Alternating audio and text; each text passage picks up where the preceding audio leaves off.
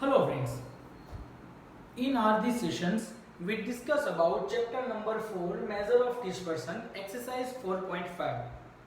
In this exercise we discuss about coefficient of variations means comparison of two companies, two firms or a two share of different companies, clear or a same companies.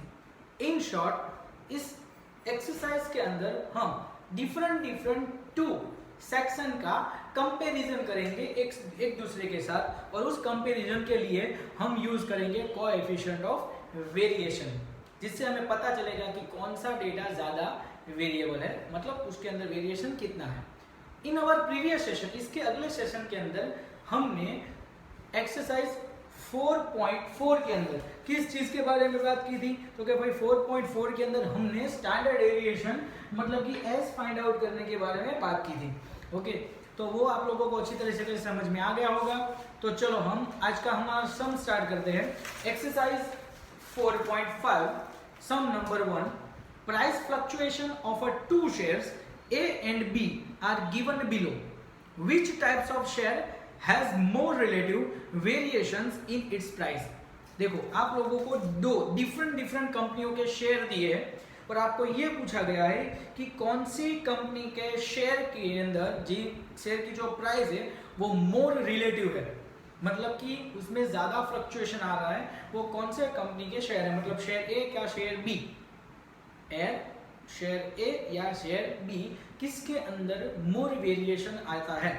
Okay, तो सबसे पहले मैंने आपको बताया था कि जब भी कभी आपको डिफरेंट डेटा की कंपैरिजन के बारे में बताया जाए, ओके, तो आपको उस टाइम कौन सी एक्टिविटीज मतलब करनी है, सम फाइंड आउट करने के लिए कौन सा फॉर्मूला यूज करना है. एक कॉमन फॉर्मूला हमें दी गई है, वो है कोएफिशिएंट ऑफ वेरिएशन. कौन सी डेटा है, कोएफिशिएंट ऑफ वेरिएशन. उस फॉर्मूला के बेस पे आप इन दोनों की कंपैरिजन कर सकते हो और उसका आंसर जो आपको मिलेगा वो परसेंटेज में मिलेगा. क्लियर. तो चलो सबसे पहले शेयर ए की प्राइस, जो हमने शेयर ए शेयर बी दोनों की कैलकुलेशन अलग कर दी है.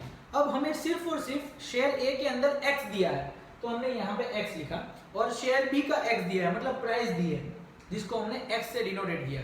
अब आप यहाँ पे कोई भी मेथड कर सकते हो. आप अगर इसके अलावा डी लेके भी बराबर करना चाहो तो भी कर सकते हो सिग्मा डी की मेथड से, और अगर आप x बार माइनस x बार वाली मेथड यूज करना चाहते हो तो भी आप कर सकते हो. तो चलो आज हम हमारा सम स्टार्ट करते हैं. तो सबसे पहले हमें क्या करना है, तो कि x हमें दिया गया है तो हमें फाइंड आउट करना है सर x बार, जिसके बेस पे हम कॉलम बनाएंगे x माइनस x बार. तो x बार फाइंड आउट करने के लिए हमारे पास चाहिए x की कॉलम का टोटल, तो वो टोटल हमारे पास है 3210. क्लियर. तो ये था शेयर ए के लिए. तो शेयर ए का टोटल हमें मिला 3210 डिवाइडेड बाय n. कितने हैं, 1 2 3 4 5 6 7 8 9 10. ओके, ऑलरेडी बताया भी है कि 10 डिफरेंट शेयर की प्राइस भी दी गई है, तो डिवाइडेड बाय 10. तो हमें हमारा x बार मिला 321. ये देखो हमने एक सिंपल फंडा भी यूज किया था कि x माइनस x बार वाली मेथड हम कम करेंगे तो जब भी हमारा x बार कंप्लीट डिजिट में होगा, मतलब पॉइंट में नहीं होगा, तभी हम कौन सी मेथड करेंगे, x माइनस x बार. तो यहाँ पे कंप्लीट डिजिट है. हाँ, अब शेयर बी के लिए देखो, शेयर बी का टोटल कितना होता है 1400. चलो तो शेयर बी के लिए हमारा x बार बन जाएगा 1400 डिवाइडेड बाय 10, तो 140. कितना मिलेगा 140. और ये दोनों चीजें, ये जो x हमें दिए हैं वो रुपीज में है, तो यहाँ पे यूनिट लिख दो रुपीज. चलो तो शेयर ए के लिए हमारा x बार 320 है और यहाँ पे x माइनस x बार, तो पहला बनेगा 0. ओके, चलो उसके बाद क्या बनेगा 1, देन आफ्टर 4, देन 1 3, यहाँ पे आएगा -1 2. ओके, उसके बाद आएगा -5, बाद में -2 -3. क्लियर. चलो अब हमें शेयर बी में लेना है 140 और यहाँ पे कैलकुलेशन करेंगे तो पहला आएगा 1, बाद में 6 -10 6 2 5 -8, then after -6 -8 140 मतलब 12। क्लियर। अब हमें coefficient of variation find out करने की फॉर्मूला क्या है, s divide by x bar. Okay, तो x बार तो हमने ढूंढ लिया, अब हमें ढूंढना है s। तो s फाइंड आउट करने के लिए हमें क्या चाहिए, x minus x bar square. चलो कैलसी का यूज करो, gt यूज करना है सर। Okay, gt। तो सबसे पहले क्या करने का, 0 इंटू इज इक्वल टू 0 मतलब 0 का स्क्वायर 0, 1 का स्क्वायर 1, 4 का आएगा 16, 1 into is equal to 1, 3 into is equal to 9, minus 1 is equal to 1, 2 into is equal to 4, minus 5, then after 25, 4, 9।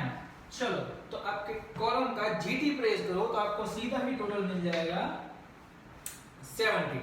After that यहां पे बनेगा x minus x bar square 1, 36, 100, 36, 4, 25,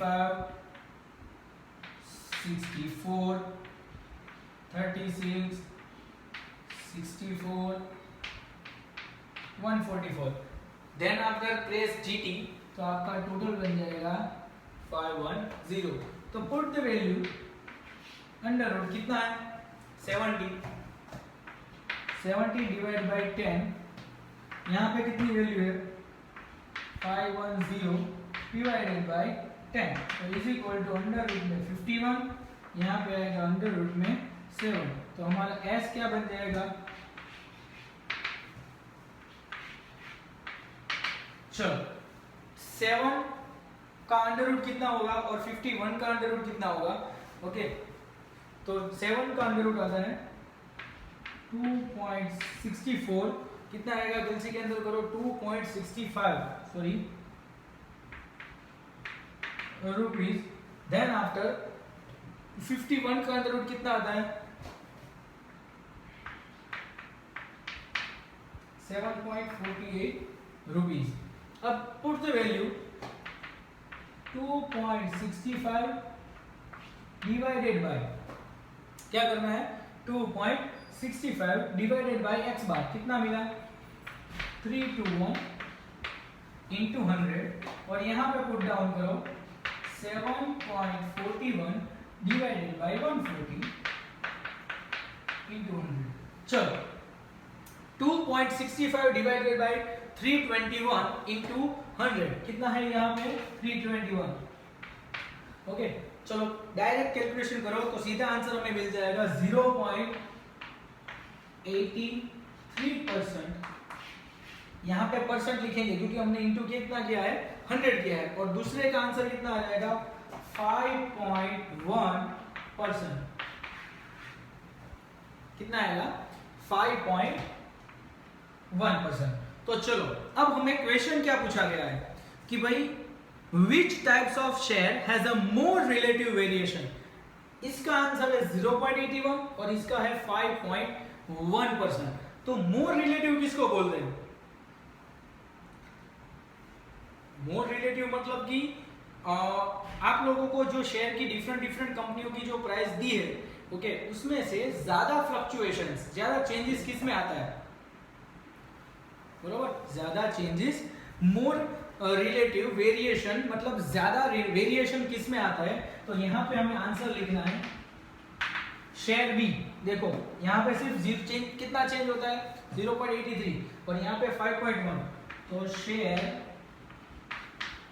B has more relative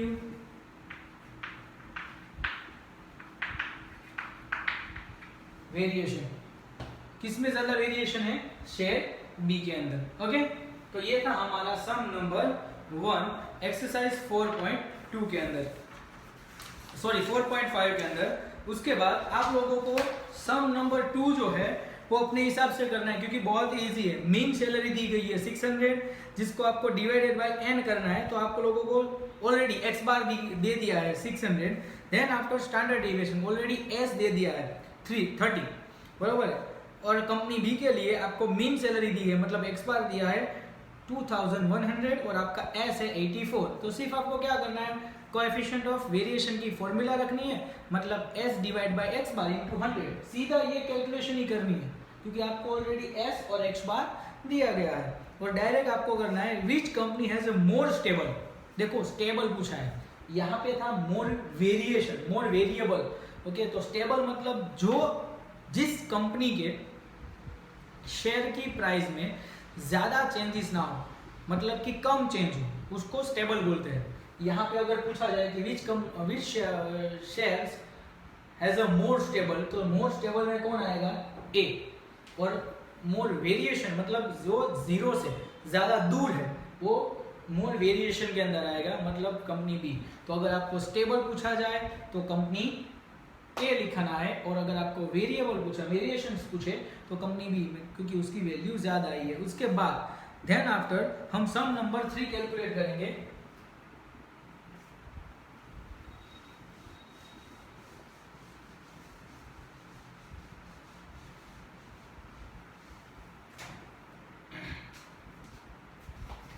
चलो सम number 3 में already देखो क्या दिया है, the coefficient of variation of a two series are 30% and 25%। एक चीज याद रखना, आप लोगों को ऑलरेडी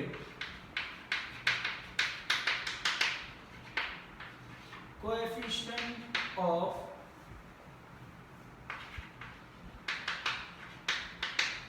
वेरिएशन टू सीरीज है, तो यहां पे लिखो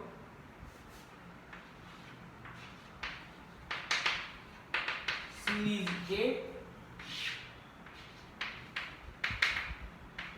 सीरीज बी। ओके, और उन लोगों का कोएफिशिएंट ऑफ वेरिएशन दोनों का दिया है, इसका दिया है 30%, इसका दिया है 25%। चलो उसके बाद क्या दिया है, तो क्या स्टैंडर्ड डेविएशन भी दिए गए हैं, मतलब ऑलरेडी एस आपको बताया गया है, वो है इसका 15 रिस्पेक्टिवली बताया है, और इसका एस है 9। Now find there mean, mean find करना है। सर फॉर्मूला यही रखनी है, यहाँ पे जो थी वो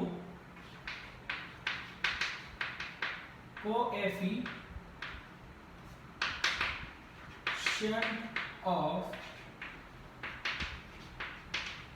variation is equal to S divide by X bar into 100। चलो यहां पे भी वही,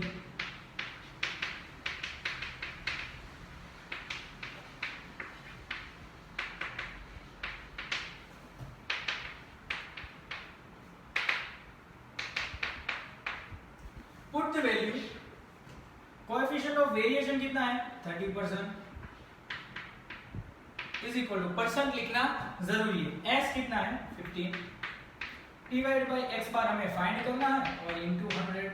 चलो एक्स बार को क्या करो, सामने की तरफ किस में ला दो, मल्टीप्लिकेशन में।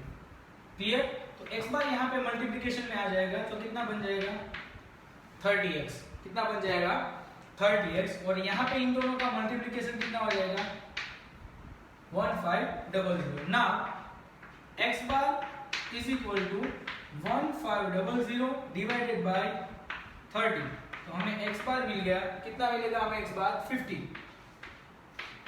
चलो क्वेश्चन में देखो यूनिट लिखा है, कहीं पे भी हमें यूनिट दिया गया नहीं है, तो यूनिट लिखना नहीं है। Now put the value of 25 is equal to s कितना है 9 divided by x bar into 100, यहाँ पे 25%। x बार यहाँ पे आएगा तो कितना बन जाएगा 25x bar is equal to 9 into 100, 900। तो x bar is equal to 900 divide by 25, then उसका आंसर कितना आ जाएगा 30। क्लियर, तो जो चीज आपको, जो डेटा आप लोगों को दिया गया है उसका यूज करो, और फॉर्मूला के अंदर सीधी उसकी वैल्यू पुट डाउन कर दो, और मैथमेटिकली वे में जो आप सॉल्यूशन करोगे तो आपका आंसर सीधा ही मिल जाएगा। ओके, और आपको यहाँ पे सिर्फ मीन फाइंड आउट करने के लिए बोला है, दूसरा कुछ नहीं। तो ये थी हमारी एक्सरसाइज 4.5। Thank you.